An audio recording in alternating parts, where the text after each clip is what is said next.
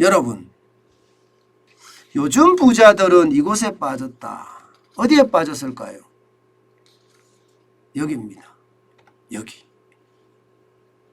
저축성 예금에 빠졌습니다. 5대 시중은행을 기준으로 해서요. 지난달에 저축성 예금 이걸 보니까 지난해 말 대비해서 24조 8,107억 원이나 늘어났습니다. 엄청나게 늘어났죠. 지난해 말 대비해서요. 5월 달에. 그러면 지금 한 달에 적어도 말입니다. 한 달에 적어도 5조 이상이 뭐 정기 예금이나 정기 적금으로 몰린다는 뜻이죠. 정기 예금이나.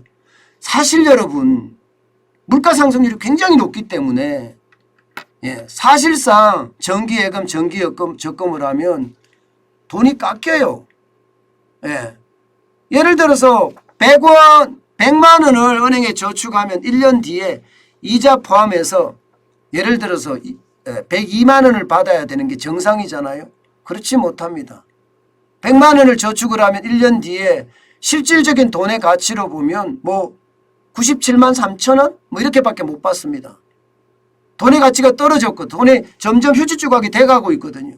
그런데도 부자들은 지금 예금으로 몰리고 적금으로 몰린다는 겁니다. 그도 그럴 것이 이게 딱히 투자할 데가 없습니다. 이게 진짜 놀라운 거예요. 분명히 말입니다.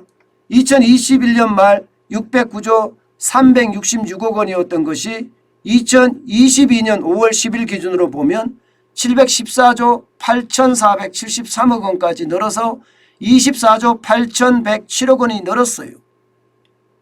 이게 뭐 아무래도 금리를 쭉쭉 올려주니까 아무래도 그렇게 가겠죠. 여러분 보세요. 금리 굉장히 많이 올랐습니다. 2021년 1월 기준으로 하면 평균 예금 금리가 0.97이었습니다. 그러던 것이 5월 달에는 0.92까지 떨어졌었거든요. 11월 달에 올라가기 시작해서 이제 금리 올리니까 8월부터 금리 올렸잖아요. 그죠? 2021년 8월에 0.25% 올려서 0.75%가 됐고요. 2021년 11월에 또 금리를 올려서 1%가 됐습니다. 그러니까 예금 금리도 올라갑니다. 1.72로. 그리고 2월에 올리고 4월에 올리니까 4월에는요. 평균 예금 금리가 2.01%, 2.1%. 야, 많이 올라갔죠. 2.1%면. 그런데 소비자 물가는 4.8%고요. 차이는 마이너스 2.7%죠. 마이너스 2.7%. 사실상 여러분 실질 금리는 마이너스예요. 물가가 많이 올라가기 때문에. 그런데도 예금 적금 금리로 몰리는 것은 그만큼 지금 시장이 불안하다는 거예요. 부자들이 왜 여러분 부자들이 이게 실질 금리가 마이너스라는 거 모르겠습니까? 당연히 압니다. 그들은요. 이 프라이빗 뱅킹 센터라고 해서 PB 센터들이 여러 곳 있어서 부자들한테 조언을 계속 해주거든요. 정보가 우리보다 훨씬 많습니다. 가난한 사람들보다. 정환진 TV를 보면 정보가 그들만큼 많아지기는 하지만 제가 그래서 경제방송을 하잖아요. 그렇지만 부자들은요. 굉장히 많은 정보를 가지고 있습니다. 실제 정환진 TV를 보시는 부자분들도 굉장히 많아요. 그만큼 부자들은 경제에 관심을 많이 갖고 있다는 뜻이에요. 그런데 그들이 예금을 선택했을 때는 주식시장도 위험하고 암호화폐 시장도 위험하고 부동산 시장도 위험하다 이렇게 느끼고 있는 겁니다. 그들은 차라리 실질금리가 마이너스일지 모르겠지만 이제는 그냥 정기예금, 정기적금으로 돌아갈래 이렇게 이야기합니다. 게다가 이게 2.1%라는 것은 평균금리고요. 실제 특방금리로 가보면요. 시중은행도 3% 넘는데 주는 데 많습니다. 우리은행 같은 경우도 우리 첫거래 우대 정기예금 같은 경우는 3.1% 줍니다. 3.1%. 3% 주는 데도 많습니다. K뱅크도 3% 주는 데가 있고요. K뱅크. 예, 이게 코드 K 정기예금이라고 3년 만기입니다. 이거는 연 2.8%에서 3.5%까지 주거든요. 게다가 저축은행은 요즘 3% 준다는 데가 많지요? 예, 많습니다. 특판도 있고요. 일반적으로도 말입니다. 정기예금 평균금리가 저축은행이 2.79%입니다. 2.79%. 예, 이게 1금융권보다 2금융권에서 예, 이자는 많이 주잖아요. 그러니까 이게 예, 많은 사람들이 저축은행 좀 더 주니까 5천만 원까지만 예, 5천만 원까지만 주로 하더라고요. 예, 그리고 나머지는 이제 정기예금으로 돌아서는 그런 모습 많이 보인다는 거. 부자들이 이것에 빠졌다는 건 분명합니다. 또 하나 다른 점은 여러분 이거예요. 이거예요. 앞으로 금리는 계속 올라갈 거다. 그러면 예금금리, 정기금리는 계속 올라갈 거다. 이렇게 예상을 합니다. 예, 예금금리도 올라가고 대출금리도 올라가고. 그러니까 부자들은 점점 정기예금이나 정기적금으로 빠지는 거고요.